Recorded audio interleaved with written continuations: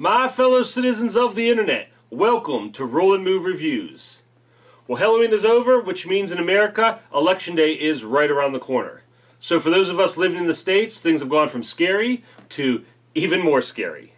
In honor of Election Day, I want to take a look at a game that explores a period in American history when politics were plagued by corruption and cronyism.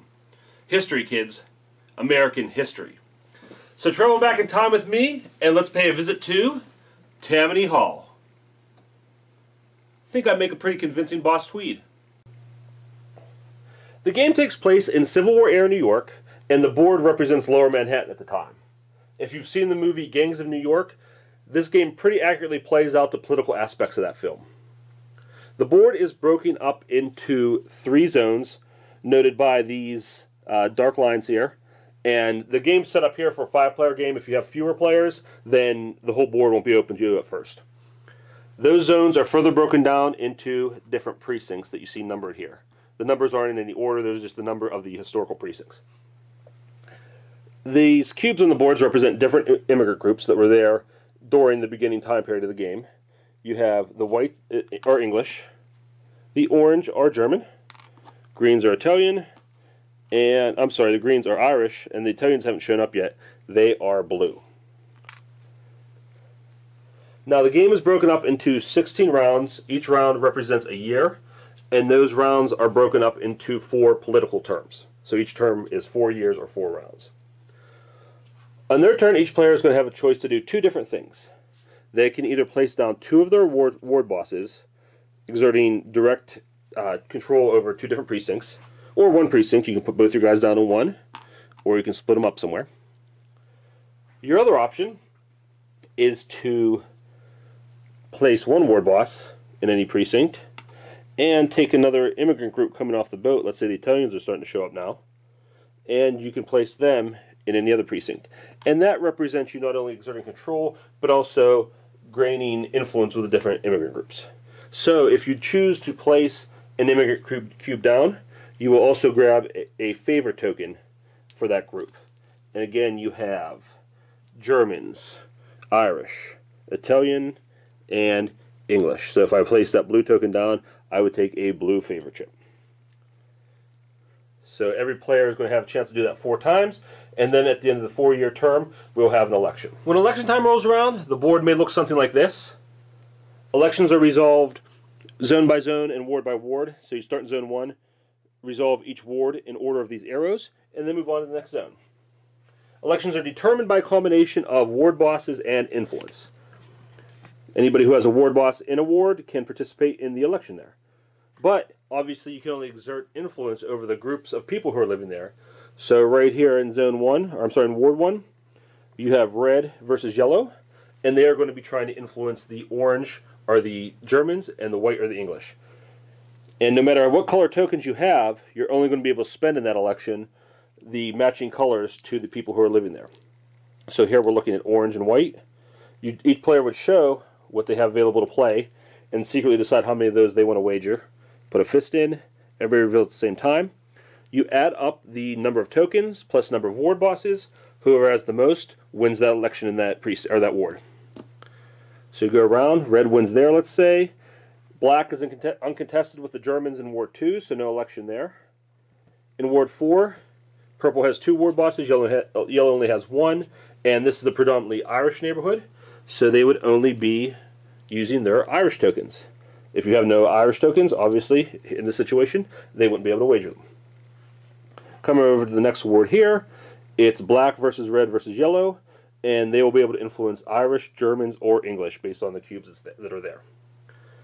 You'd go through, and you would determine each ward until every election was finished, and you had 1 ward boss in every ward where there was an election. After the election's over, there's a couple different things we have to do. First, we determine who has the most influence with each immigrant group on the board. You do that by counting how many of each color cube each player has in all the wards they control. Whoever has the most cubes of a given color earns 3 influence markers for that group. Next, we hand out victory points, and that's simple. You get 1 point for each ward you control. You get a bonus point if you control Tammany Hall. Finally, we are going to award city offices. Whoever controls the most wards is the mayor for the term and gets 3 victory points. Now this is where it gets interesting because the mayor player gets to determine who gets the other city offices. You have the chief of police who can arrest immigrants and move cubes off the board. You have the deputy mayor who every turn gets to pick a free influence marker of his choice. The precinct chairman can move immigrant cubes from ward to ward. And the council president can lock wards down so nothing else can be played there. So these are pretty powerful abilities you have to get the other players, but just like anything else in the game, promises can be made, deals can be made, offers to get different offices or to keep offices away from other players. And probably the most realistic aspect of this game, all political promises are non-binding and can be broken at any time. The one other thing you're able to do after the first term is slander your opponents. And to slander somebody, you're just going to basically be telling lies about them among the different groups in the wards. So let's say down here in wards 4 and 7, the black player and the purple player are battling out for the control of the Irish. So the purple player can say, I'm going to slander the black player. All you have to do is play one of your slander tokens. You get 3 of these to be in the game. And a influence token with the group you're going to slander them in. So the purple player tells the Irish people that the black player doesn't like Irish people or something like that. And the Irish people chase him out of the ward. You have the option at that point, if you have a ward boss and the same group in an adjacent ward, to play 2 more markers and let that rumor spread. So the black player will get chased out of that ward as well. So you can really mess with people that way, as well as all the other things you can do, making promises, breaking promises, things like that. You will play 4 4-year terms for a total of 16 rounds. At the end of that 16th round, you have 1 more election. You score as normal. And then everybody gets bonus points for having the most influence chips left within a different group. And then you get points for any slander tokens you have left over. And after that's all totaled, whoever has the most victory points is the winner of Tammany Hall. Tammany Hall is a political game where the theme really shines through. The mechanics and the gameplay themselves are very tight and very rigorous, and you feel that struggle for control and that desire to keep it, and you feel it slipping through your fingers when someone comes and tries to take it from you. So, like I said, it's very reminiscent of the movie Gangs of New York and all the political aspects of what went on in that movie, and you feel that just ugly, violent power struggle. On top of that, it's a game that encourages table talk and wheeling and dealing. So not only do you have to manage what's going on the board, which is very challenging in itself, but you also have to manage the other personalities at the table. So even though you really only have 2 actions on your turn, you have dozens of things to consider. You know, how is each player going to react to what you do? How far can you push them? How much can you afford to let them push you back? What deals should you make? Should you keep your deals? Will they keep the deals they make with you? So tons of things to consider. Scoring in itself is a big challenge. Because the scoring in the game is so tight, you don't want to get too far ahead because you'll paint a target on your back. So you got to try and figure out how much you're going to stay with the pack, but still have a plan to surge forward in the end. You know, do you want to be mayor?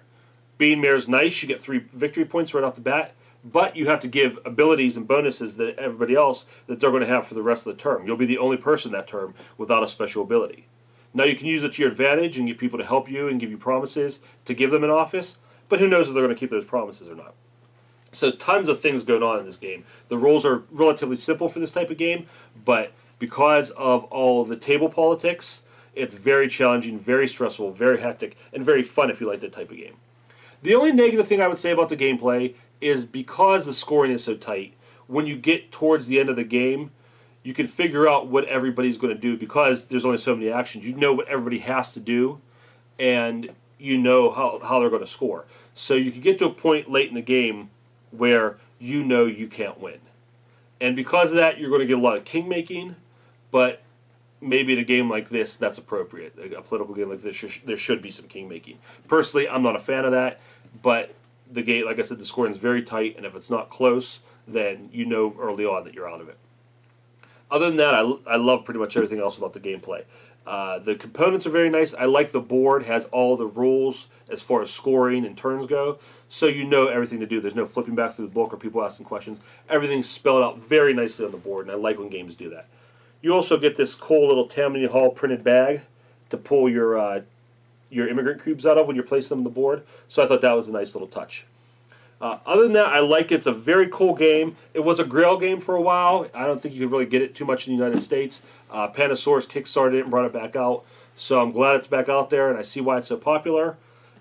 Unless you're a group that doesn't like really direct player interaction, player conflict, or if you're a group that takes things personally, you know, can't handle having a deal broken or people turning on you or coming against you, those are the kind of players that should avoid this game.